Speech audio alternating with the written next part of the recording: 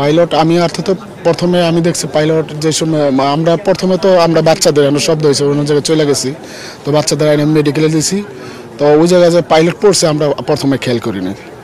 আমরা আধা ঘন্টা পরে আমার এক টিচার বললো যে এখনো পাইলট পড়ছে প্যারাসুট দিয়ে এখনো পরে আছে আর কি। পরে আমি গেছি গিয়া দেখি যে পাইলট আপনার প্যারাসুট উপরে পাইলটের সহ মানে যে চেয়ারটা সহ পড়ে রয়েছে, ঝুলে রয়েছে আর কি, চেয়ারের মধ্যে এমনি পড়ে রয়েছে। ওরা আমরা সেনাবাহিনী এবং নৌবাহিনীর লোকজন আমরা বিমান বাহিনীর লোক খবর দিছি, ওনারা সাথে নিয়ে পরে চেয়ার নামাইয়া কাইটা উদ্ধার করছে।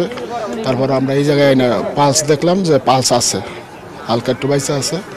তো আমরা তাড়াতাড়ি করে হেলিকপ্টার দিয়ে নিয়ে চলে গেছে আর কি হসপিটালে। এইটুকু আমি ওই জায়গা থেকে নামায় আমরা সেনাবাহিনী এবং নৌবাহিনীর সবাই আইসা ওনারা উদ্ধার করে আইনা আমরা মেডিকেলে আইনা আমরা প্রথমে পালস প্রেশার এগুলো দেখছি এবং সেবা দিই নাই। তো আমরা পালস প্রেশার দেখছি যে বেঁচে আছে, তো হেলিকপ্টার দিয়ে এমার্জেন্সিভাবে নিয়ে চলে গেছে।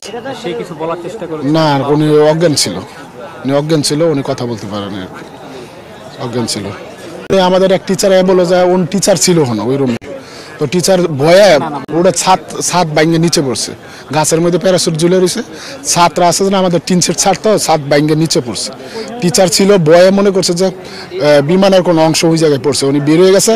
তারপর উনি রুমে চলে গেছে, মতন দেখছে যে বলে না হনো ওই পাইলট এখনো ঝুলে আছে ওই সহ চেয়ার সহ আর কি। পরে আমার মেডিকেলে পরে বলছে যে স্যার আপনার মেডিকেলে পাইলট যে ঝুলে রয়েছে। পরে আমি সাথে সাথে গেছি, যাই দেখছি যে আসলে পাইলট ঝুলে রয়েছে। পরে আমরা নিয়ে চলে পরে করলাম আর কি, সবাই উদ্ধার করছি। প্রথম আমরা যে অজ্ঞান ছিল আমরা মনে করছি পাইলট মারা গেছে, কিন্তু আমরা মেডিকেল আরও টিম ছিল, আমরা সবাই চেক দিছি, পালস দেখছি যে না বেঁচে আছে, উনি পালস আছে আর কি। এই জন্য আমরা বলছি যে তাড়াতাড়ি করে ওনারা নিয়ে গেছে উদ্ধার করে, হেলিকপ্টার সাথেই ছিল। 1:06 দিকে যখন নাকি বিমানটা ওই দিকে আগুন লেগে পরে এদিকে আসতেছে, তখন প্যারাশুটের মাধ্যমে স্কোয়াড লিডার যখন উড়ে গেছে তখন আমরা মানে নামাজে দাঁড়ামু এই অবস্থায় দেখতেছি আগুন লাগছে বিমানটা। তখন আইসা প্যারাশুটটা এই গাছের মধ্যে আটকে গেছিল। পরে স্কোয়াড লিডার যে একটা রুমের মধ্যে পড়ছিল এটা কেউ জানতো না, মানে ওই রুমটা ছিল বদ্ধ তালা মারা। 1.5 ঘন্টা পরে আমরা সবাই দেখছি যে বেলুনটা গাছের মধ্যে একটা ঝুলতেছে। তখন আমরা ভাবলাম যে বেলুন এখানে কেন রয়েছে, আমরা ভাবছি যে ওইখানেই স্কোয়াড লিডার মারা গেছে। তখন স্কোয়াড লিডার যখন ওইখানে মারা গেছে মনে করছি, তখন তো এদিকে আর আমরা এতই প্যারাসাদ নিয়ে নেই কা, আমরা ওইদিকে নিয়ে ব্যস্ত, পানি টানি বালি টালি নিয়ে ওইদিকে আগুন নিবানোর অনেক চেষ্টা করতেছি। তখন অনেক 1.5 ঘন্টা মানে 1 ঘন্টা 20 মিনিট পরে আমরা যখন একটা ইঞ্জিনিয়ার দেখছে যে বেলিন, তারপরে একটা রুম তালাবদ্ধ আছিল, ওই রুমটা খুলছে, খোলার পরে উনি মানে একদম ডেটও না আবার মানে মুমূর্ষ অবস্থায়। পরে হেলিকপ্টার দ্রুত আইসা ওনাকে নিয়ে গেছে, উদ্ধার করে নিয়ে গেছে। আমরা যখন এই ব্লাস্টের শব্দ হয় তখন এই যে পিছনে এই বিল্ডিংটা যে এই বিল্ডিংটার পিছনে একটা রুম আছে, তো আমরা ওই রুমে বসে রয়েছি। তখন হঠাৎ করে একটা শব্দ হলো, শব্দ হওয়ার সাথে সাথে আমরা আসার পরেই দেখতে যে এখানে আগুনের দাউ দাউ করে আগুন জ্বলতেছে। তখন আমরা সর্বপ্রথমে আমরা এলাকার লোকজন আসার পরে আমরা ওই সাইডে এই 2 তলার আরেকটা গেট আছে ওই সাইড দিয়ে, ওই গেটটা আমরা বের করে ছাত্রছাত্রী কিছু আমরা বের করার সাথে সাথে তখন এইখানে আসার সাথে সাথে আবার আগুনের আরো লেলি বের হওয়ার সাথে সাথে সবাই আবার দূরে চলে যায়। কিন্তু আমরা সর্বপ্রথম যে পারছি পানি দিয়ে আমরা নিবানোর চেষ্টা করছি। সর্বপ্রথম এখানে আসছে হচ্ছে সেনাবাহিনীর আসার মনে হয় 5-10 মিনিটের ভিতরে আবার আসছে ফায়ার সার্ভিস। তারপর সবাই উদ্ধার করার জন্য যার মতো আমরা চেষ্টা করছি। ঠাস করে এখান দিয়েই আসছে আমাদের পাশে, আমরা এখানেই থাকি। প্লেনটা আসছে মানে অনেক আওয়াজ, বিকট শব্দ হয়েছে, ঠাস করে এখানে পড়ছে, দৌড় করে রয়েছে আয় দিয়ে পুরাই মানে আগুন, মানে বিশাল আগুন ধরছে, দাউ দাউ করে আগুন জ্বলতেছে। তৎক্ষণাৎ সাথে সাথে বাল্টি নিয়ে যেভাবে পারছি লোকেদের সাথে পানি টেনে দিছি, এতটুকুই। মানে আগুন ধরছে এখান থেকে আরো প্রায় 5-7 কিলোমিটার দূর থেকে দৌড়, ওইখান থেকে আগুন ধরার অবস্থা, আকাশী আগুন ধরা অবস্থায় প্লেনটা আসতেছিল। তখন আমরা মানে ওইভাবে বুঝতে পারি নাই। আসার পরে আমরা আমাদের ইমাম সাহেব নামাজে দাঁড়াইছিলাম, ইমাম সাহেব বলতেছে ভাই মালয়েশিয়াতে প্লেন পড়ছে। কিসের প্লেন পড়ছে?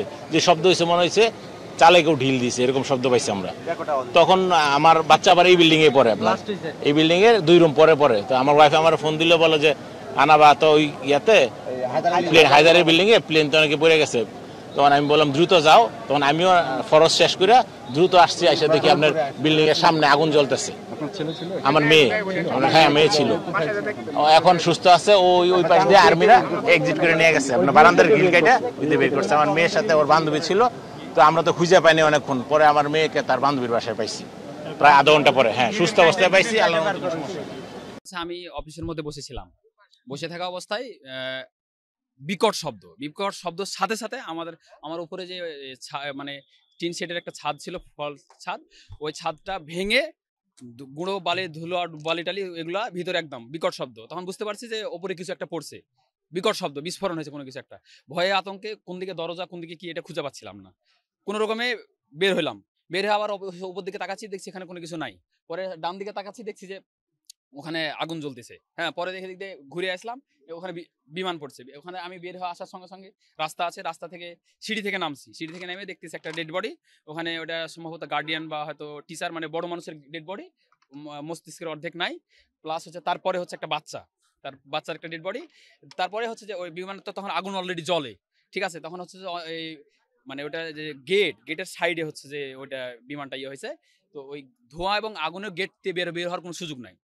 আশেপাশের বাচ্চারা আরো সবাই অন্যান্য ক্যাম্পাসের ওরা সবাই দৌড়ায় গেল, সবাই আসলো চারি সাইড দিয়ে। বাচ্চাগুলোকে দুই সাইডের ইয়েগুলো দিয়ে আপনার হচ্ছে বারান্দার সাইড দিয়ে গ্রিলগুলো, সেনাবাহিনী চলে আসলো তখন। সেনাবাহিনী আসার পর গ্রিলগুলো ভেঙে দিয়ে সাইড দিয়ে তখন মই দিয়ে বের করার চেষ্টা, আশেপাশের বাচ্চাগুলোকে ওদিকে দূরে সরাই দেওয়া, এবং যেগুলো বের হয়ে আসতেছে ওগুলাকে ধরে ধরে হচ্ছে যে আপনার এই অ্যাম্বুলেন্স আর ওই যেগুলোতে করে নিয়ে যায় ওগুলো আপনার তুলে ইমার্জেন্সি বের করা, ওগুলোতে আবার আমরা তুলে দিলাম। প্লাস হচ্ছে পরে ফায়ার সার্ভিস আসলো, ফায়ার সার্ভিস আগুন নামানোর চেষ্টা করলো, সেনাবাহিনীরা প্রথম, তারপরে আসলো, পরে তখন সবাই তখন চলে আসলো। পরে সবাই আমরা একে অপরকে সকলে, এবং হচ্ছে বাচ্চারা তো ছোট বাচ্চা, ওরা তো আর জানে না যে কিভাবে ব্রেঞ্চের তলে বা টেবিলের তলে লুকাতে হবে বা কিছু করতে হবে, ওরা তো জানে না, ওরা আতঙ্কের মধ্যে। এবং আগুন, বিকট শব্দ।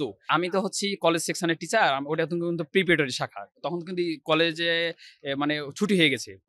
পরে জানলাম যে ওখানে আছে মানে যে বাচ্চাটা দুর্বল তাদেরকে এক্সট্রা ভাবে ওখানে পড়ানো হয়, কিছু যেসব বাচ্চাগুলো দুর্বল তাকে এক্সট্রা ভাবে পড়ানো হয়। এমন ওখানে যা বুঝতে পারলাম যে আপনার বাচ্চাগুলো তো বের হয়ে আসছে, হয়তো যে গার্ডিয়ানটা বা টিচারটা, তার পিছনে যে বাচ্চাটা, বুঝলাম যে বডিটা হচ্ছে যে কলেজের বিপরীত দিকে বডির মাথাটা পড়ে আছে, মানে বাচ্চাটা নিয়ে বের হয়ে আসার সময় সেখানে বিস্ফোরণটা হয়েছে। এই জিনিসগুলো চোখের সামনে সবচেয়ে বেশি পাইলে। আমার রুমে যেটা, পরে যখন আমার রুমে এই জিনিসটা ঘটলো, বিকট শব্দ এবং ছাদটা ভেঙে পড়ছে, তখন তো আমি আতঙ্কে ওখান থেকে বের হয়ে আসছি। বের হয়ে যখন ওখানে পরে, তখন আমার স্পোর্টসের স্যারকে আমি বললাম, স্যার আমাদের ছাদের উপরে কি বিমানের কোনো অংশ পড়ছে? ওখানে ছাদটা ভেঙে গেছে, আপনি যা দেখেন। স্যার এসে দেখছে যে প্যারাশুট পড়ে আছে, তখন দেখছে এখানে পাইলট। প্রায় তখন ধরেন যে 20 মিনিট হয়ে গেছে।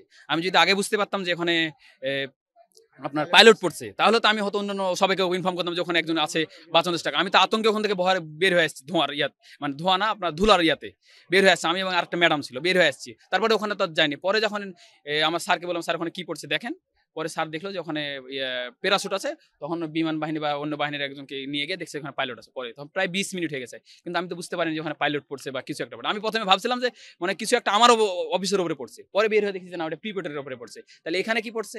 পরে তখন এটা স্যাররা গিয়ে তখন দেখছে, বিমান বাহিনীর সদস্যরা গিয়ে তখন দেখছি এখানে পাইলট পড়ছে। আমার থেকে, আমি যে চেয়ারে বসেছিলাম, আমার চেয়ার থেকে হয়তো 4 ফিট বা 5 ফিট দূরে মানে আরেকটা চেয়ার, টেবিল চেয়ার ছিল স্যারের, ওর উপরে পড়ছে। একদম পুরোটা একদম সম্পূর্ণটা ভেঙে নিয়ে দ্রুত আমাদের মাথার উপরে ফ্যান ট্যান সহ দ্রুতার সহিত বাস্ট হয়ে সাথে সাথে এখানে পড়ে গেছে। আতঙ্কে আমরা কোন দিকে পালাবো তো এটা তো খুঁজে পাচ্ছিলাম না। আমি ফ্লোরে শুয়ে যাওয়ার চেষ্টা করছিলাম, কোনো রকমের দরজাটা বের করে ম্যাডামকে, আমি ওটাতে খেয়াল করিনি। ওখানে আমি বুঝতেই পারিনি যে ওটা পাইলট ছিল। প্রথমে আমি তো আতঙ্কে মানে ওখানে হচ্ছে ধুলাবালির মানে অন্ধকারে ওখানে কি পড়ছে সেটা কিন্তু আমি মানে বুঝতে পারি নাই। যে আমি যখন দেখি তখন হচ্ছে অলরেডি ওখান থেকে বের করে এই বারান্দায় নিয়ে চলে আসছিল। তখন হচ্ছে যে ওনার সেনা সদস্যরা বলছে তার পালস ছিল, দ্রুত এখানে আমাদের হেলিকপ্টার ছিল কলেজ মাঠে, হেলিকপ্টার দ্রুত তাকে উঠানো হলো, তারপর নিয়ে গেছে। তারপরে হয়তো সেখানে মারা গেছে কি রাস্তায় মারা গেছে সেটা বলতে পারি। অফিসের মধ্যে ছিলাম, কোন দিক থেকে আসছে এটা তো দেখতে পাই না। আমার উপরে একটা বিকট শব্দ, আতঙ্ক আমার মধ্যে এরকম। আমি ছিলাম আমাদের ফিজিক্যাল এডুকেশন স্পোর্টসে, যেখানে পাইলট পড়েছে, যে অফিসটা আমার থেকে হয়তো 5 ফিট দূরে পাইলটটা পড়েছে।